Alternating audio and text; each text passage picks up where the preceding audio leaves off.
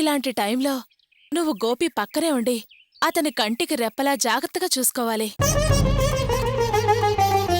అదే ఒక మంచి భార్యకి అందవర్చన. చెప్పింది చాలు, ఆపవే.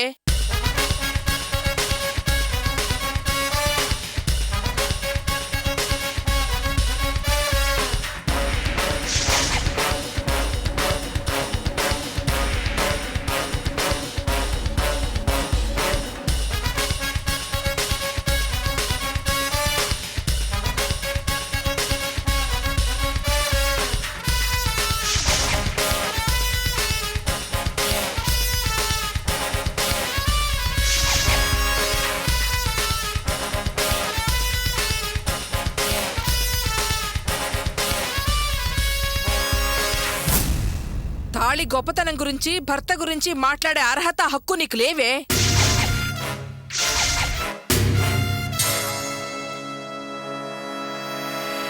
లేదత్తయ్యా, నేను అర్చనకు మంచి చెయ్యాలనే. చాలమ్మా, చాలు.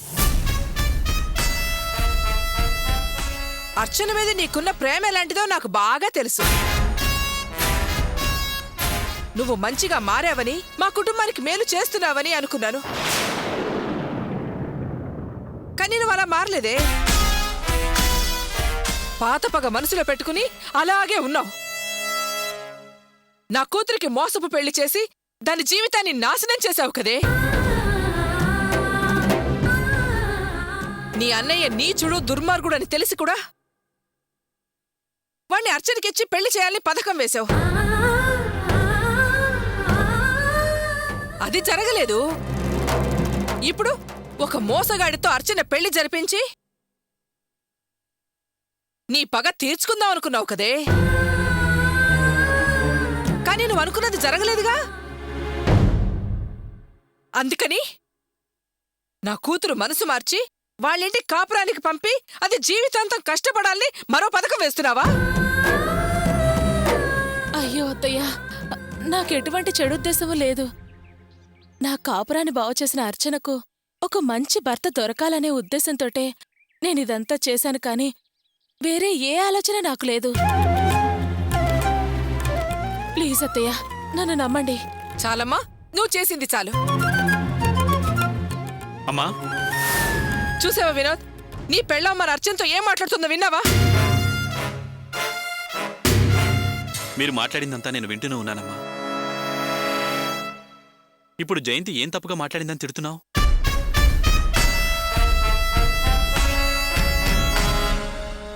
అర్చన తన భర్తతో కలిసి సుఖంగా కాపురం చేసుకోవాలని 4 మంచి మాటలు చెప్పింది. దాన్ని నువ్వు తప్పుగా ఎందుకు అర్థం చేసుకుంటున్నావో నాకు అర్థం కావట్లేదు. ఏంట్రా నువ్వు మాట్లాడుతోంది? నా కూతురు సుఖం కోసం అదలా మాట్లాడుతోందా? అది నిన్ను కూడా మార్చేసిందిరా. అవునులే, ఇన్ని సంవత్సరాలుగా నా దగ్గర ఏ విషయం దాచని నా భర్తని నాకు శత్రువులా మార్చేసింది. నిన్ను మార్చిన దానికి ఎంతసేపు చెప్పు? ఏంటమ్మా నువ్వు మాట్లాడుతున్నది? తప్పేరా, నేను మాట్లాడుతుంది తప్పే. నీకిష్టమైతే నీ పెళ్ళని చెప్పిన ప్రతిదానికి తలాడించు.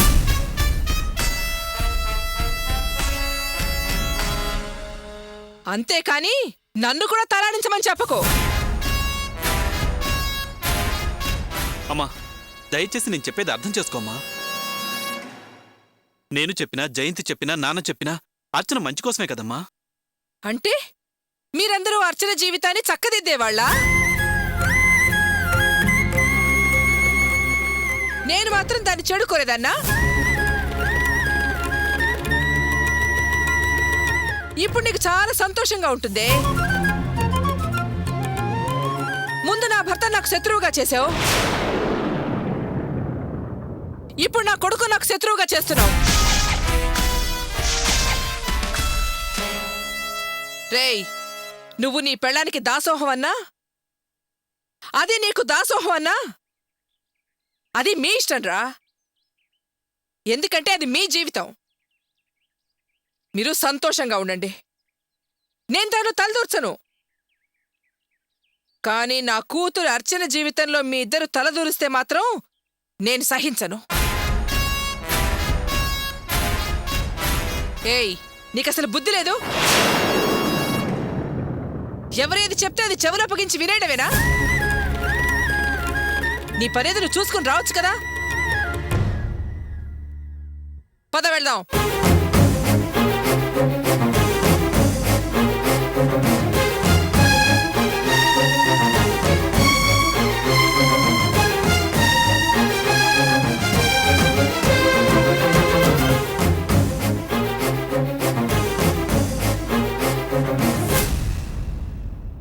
చూశారు కదా, అర్చనకు నేను చెప్పిన మంచి పాటల్ని అత్తయ్య తప్పుగా అర్థం చేసుకుని నన్నెలా తిట్టారో చూశారు కదా అండి. నన్ను అసలు ఆవిడ నమ్మటమే లేదు. ఇంతకన్నా నేనేం చేయగలనండి?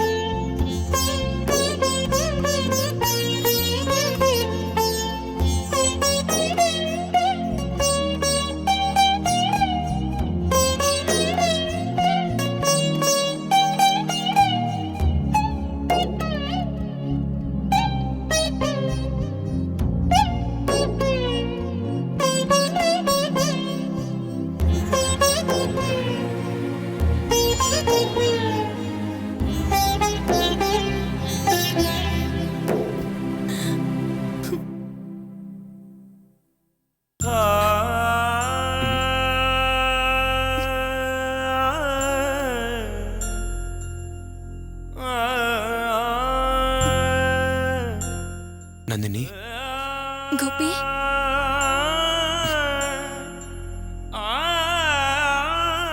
ఎప్పుడొచ్చావు?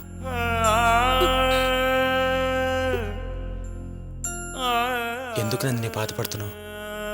చిన్న దెబ్బలే, తగ్గిపోతాయి. నీకు చిన్న దెబ్బ తగిలినా కూడా నేను తట్టుకోలేను గోపి.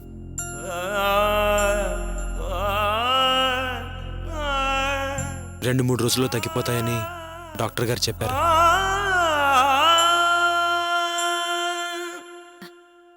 నందిని,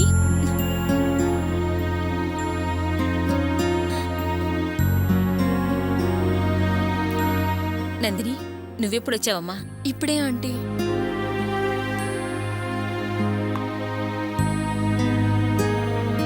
చూసావా నందిని, గోపి ఎవరో ఒక అమ్మాయిని కాపాడబోయి ఇలా దెబ్బలు తిన్నాడు.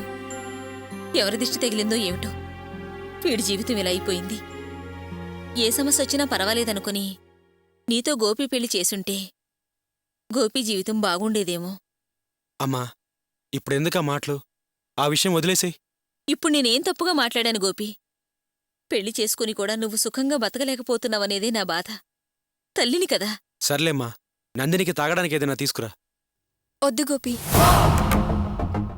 అక్క, రామ్మా.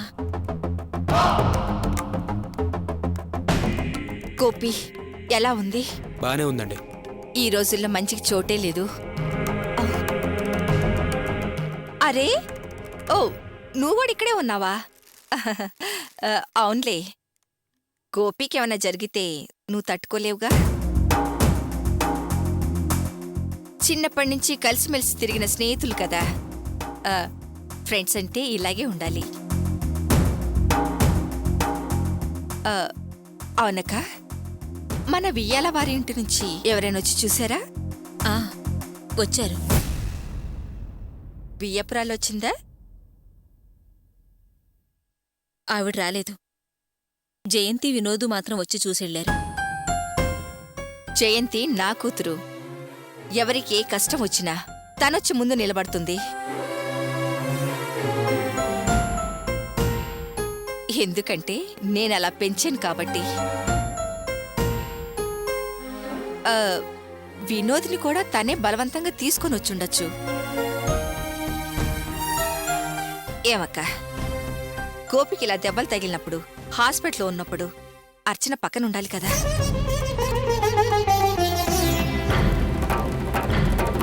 అర్చన వచ్చి చూసిందా? అది తనింకా రాలేదు. చాలా అన్యాయంగా ఉందే. తాళిగట్టిన భర్తకు ప్రమాదం ఉందని తెలిసిన తర్వాత పరిగెత్తుకుంటూ రావద్దు.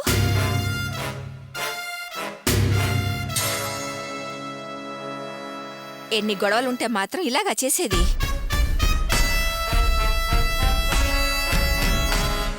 అసలు అది పద్ధతిగా ఉందా? ఏ బాధ లేకుండా ఉండడానికి అర్చనకి మనసు ఎలా ఒప్పింది? తన మనసేమన్నా రాయా? అంతేలే, తల్లి పెంపకం అలా ఉంది మరి. ఎవరొచ్చి చూసి వెళ్ళినా తన భార్య వచ్చి చూసి వెళ్ళలేదన్న బాధ గోపికి ఉంటుంది కదా. ఏం గోపి?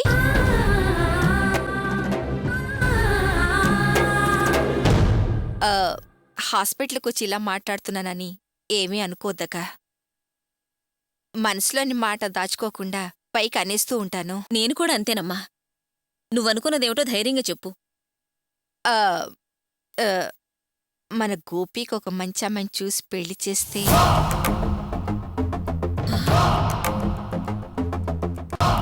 బాగుంటుందని నాకు అనిపిస్తుందక్క.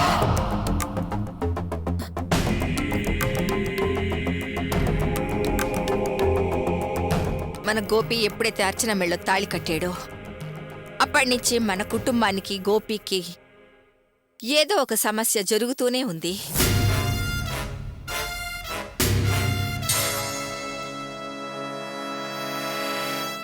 ఆ అర్చన యోగం అలాంటిది. అందుకే ఇన్నాళ్ళు దానికి పెళ్లి జరగకుండా ఉంది.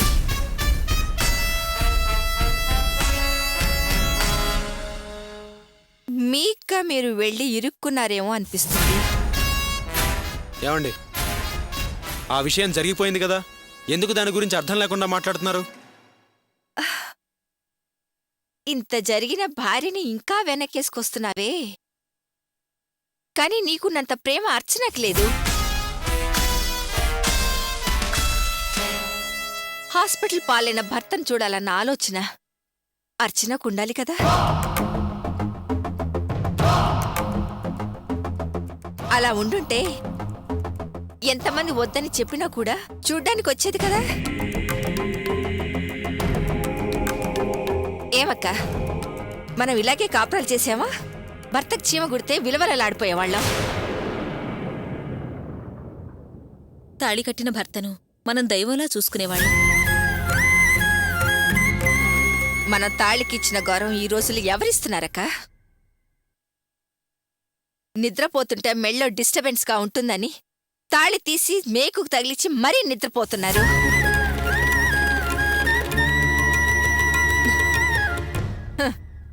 కాలం పూర్తిగా మారిపోయిందక్క. అవునండి, మీరు చెప్పింది కరెక్టే.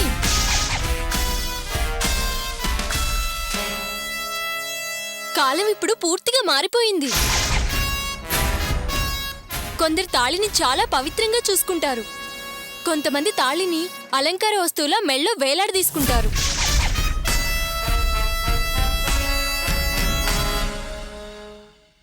ఇంకొంతమంది జనాల్ని మోసం చేయడానికి తాళిని మెళ్ళో వేసుకుంటారు.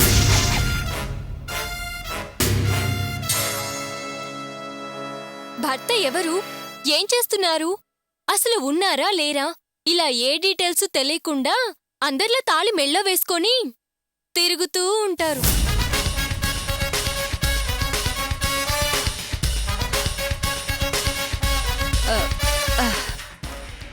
గోపి, ఆరోగ్యం జాగ్రత్త చూసుకోమ్మా. వెళ్ళొస్తాను.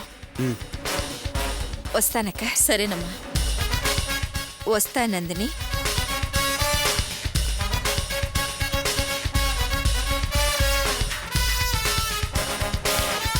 డాక్టర్ ఎప్పుడు డిశ్చార్జ్ చేస్తానని చెప్పారు? రేపింటికి తీసుకెళ్ళమన్నారమ్మా. సరే గోపి.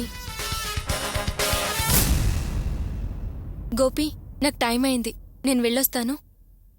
ఆరోగ్యం జాగ్రత్త. నేను మళ్ళీ వచ్చి చూస్తానులే. వెళ్ళొస్తాను ఆంటీ. ఉమ్.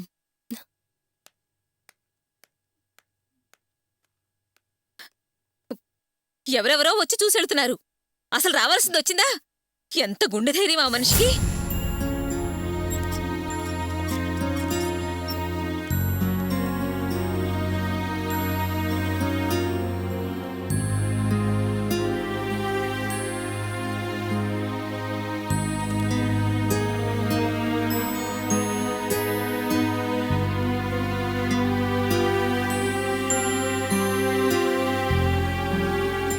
జ్యూస్ తాగుతావు గోపి? అమ్మా, డాక్టర్ గారు ఈ మెడిసిన్స్ రాసిచ్చారు, కొనాలి. డబ్బులి. డబ్బులా? నా దగ్గర డబ్బులెక్కడీరా? అవును, నీ జీతం డబ్బులుండాలిగా. ఏంటమ్మా నాటకాలు ఆడుతున్నావా? పెద్దనాన్నగారు ఏమని చెప్పినాను పనిలో పెట్టారు? జీతంలో ₹1 కూడా నా చేతికి వద్దని చెప్పారా లేదా? ఇప్పుడు నన్ను అడిగితే నేనేం చేయను? అవును, 2 రోజుల క్రితం మా ఓనర్ గారు నాతో పనిచేసిన అబ్బాయికి జీతం డబ్బులు ఇచ్చి పంపించానని చెప్పారే. వాడు కూడా మన ఇంట్లో జీతం డబ్బులు ఇచ్చానని చెప్పాడు. మరి డబ్బులు లేవని అంటావేంటి? నా చేతికి డబ్బులెవరిచ్చారా?